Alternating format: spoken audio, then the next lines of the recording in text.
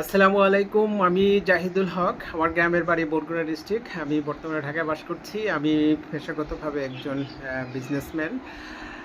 আমি চিকিৎসা ফাউন্ডেশন বাংলাদেশ কর্তৃক এমওআইসি ব্যাচ ওয়ানের একজন প্রশিক্ষণার্থী।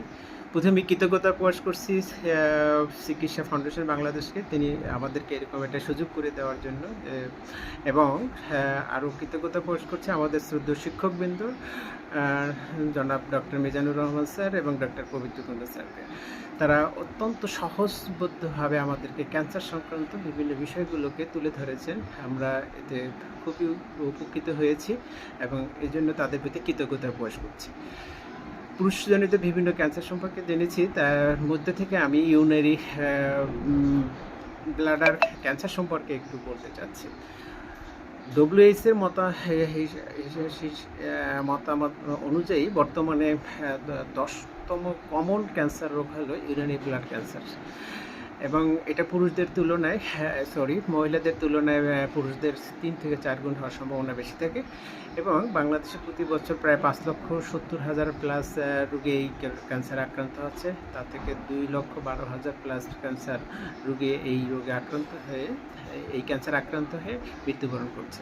তো সুতরাং এই ক্যান্সারটি সম্পর্কে আমাদের সকলেই সচেতন হওয়া দরকার এবং এই বিষয়গুলো আমাদের খুব জানা দরকার।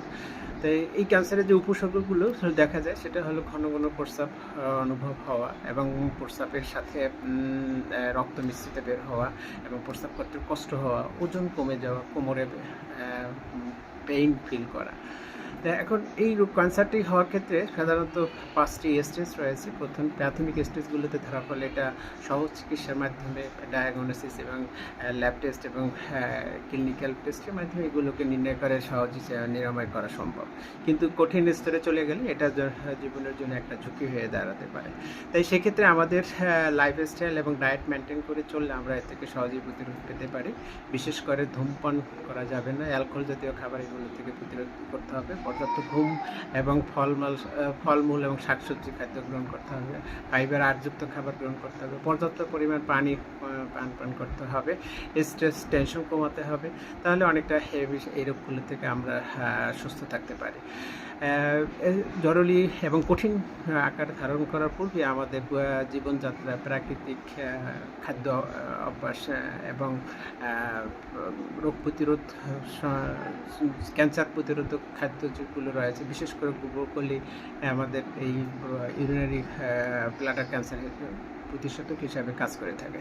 তাই এ ব্যাপারে আমাদের সচেতনতা খুবই গুরুত্বপূর্ণ। ধন্যবাদ সকলকে।